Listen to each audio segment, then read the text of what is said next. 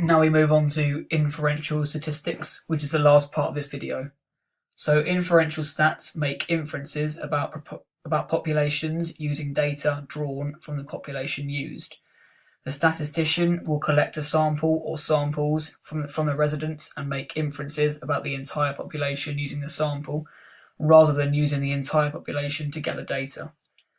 They're also used to make judgments of the probability that an observed difference between groups is a dependable one, in other words, statistically significant, or if it happened by luck. The level of significance is set by the researcher before the data they want is collected, which is typically 0.05 or 5%.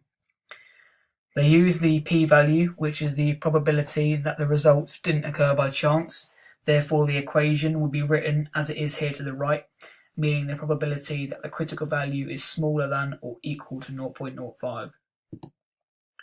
So before conducting research, the researcher will make two hypotheses. These will be a null hypothesis and an alternate or experimental hypothesis. A null hypothesis is one in which the researcher states there will be no difference in two variables or subjects.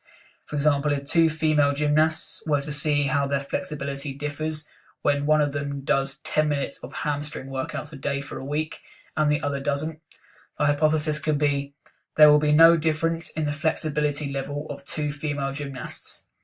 However, an alternative hypothesis states that there will be a difference between two variables or subjects.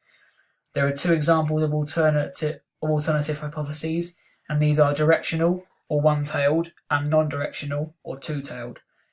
A directional hypothesis will state the direction in which the difference will go. So relating back to that other example, the one-tailed directional hypothesis could be there will be an increase in flexibility level in the gymnast that partakes in a flexibility workout for 10 minutes for 1 week than the gymnast who doesn't. Differentially, a non-directional hypothesis will state that there will be a difference, however, does not specify the direction. So a two-tailed non-directional hypothesis for this example could be there will be a difference between the flexibility level in the female who takes part in flexibility workout for 10 minutes for a week than the female who doesn't. So here's just a quick image of how the hypotheses work. Okay, so before we move on to the actual tests using inferential stats, here's a quick tree diagram to show when each test will be used. So for example, the first one I'm going to talk about is the dependent t-test or the paired t-test. So in order to use this test, there must be certain criteria about the experiment. First of all, the researcher must be looking for a difference between the two sets of participants. Once this has been done, they then see how many different factors, or otherwise known as interventions, in the test.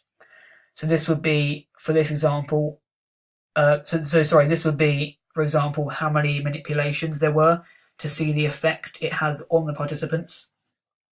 Then they see if they use the same or different subjects, before finally looking at if the results were parametric or non-parametric.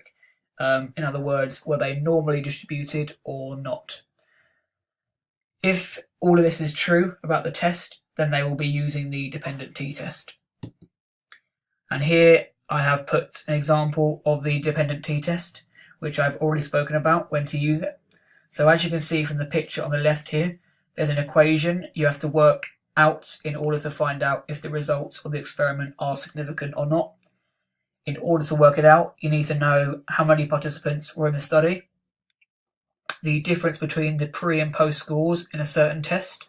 In my case, in this picture, it was the standing vertical jump test. Then you also need to know the sum of the pre scores and the sum of the post scores. And finally, you need to know the sum of all the differences squared. All of this you can see from the image on the left here. Once you've got all those numbers, just substitute them into the equation and begin to work it out. The answer worked out will be the observed or calculated value. You then have to compare that to the critical value in the critical value table in the right image here.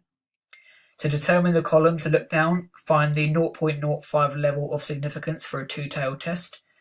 To determine the row to look down, you need to calculate the degree of freedom, which is the number of participants minus 1. Where the column and row cross is the critical value number. Compare this critical value to the observed value and if it is smaller than the observed value, the results are statistically significant. Now here is an example of the independent t-test. So in order to use the independent t-test, you need to use the tree diagram again. So this time it is still finding a difference and using one factor or intervention. However, this time there must be two different sets of participants and the results must be parametric still.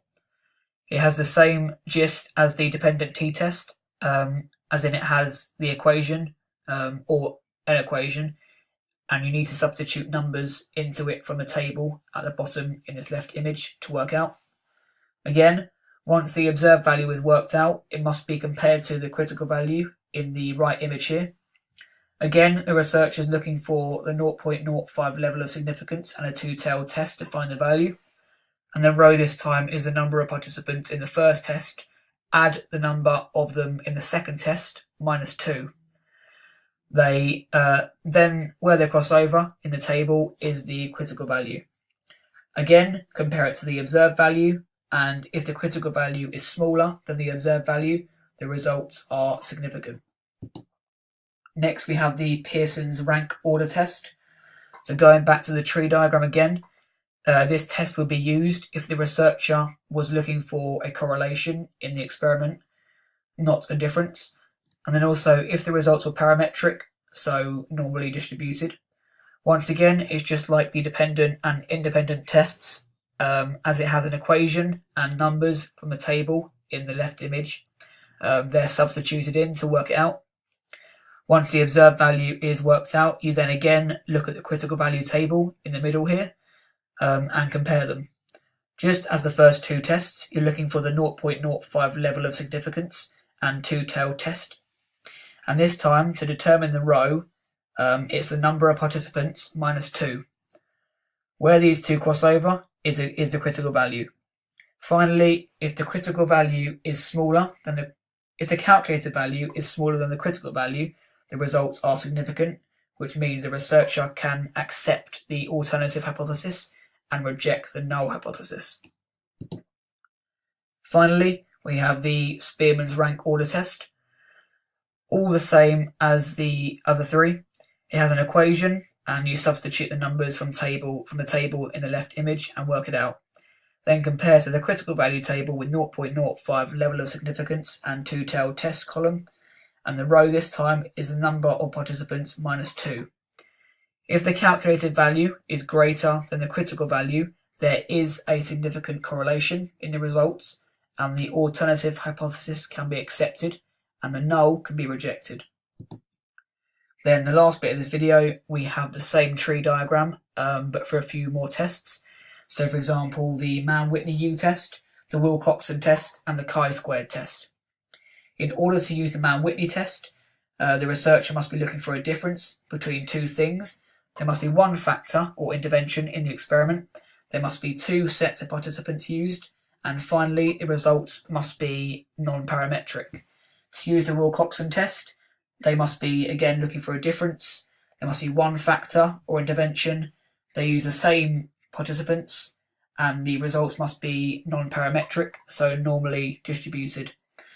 And then the very last bit, if they were doing the chi-squared test, they'd have to be split into categories, and the results would be normally distributed or parametric, and that is how you would use, or that is how you know to use the chi-squared test.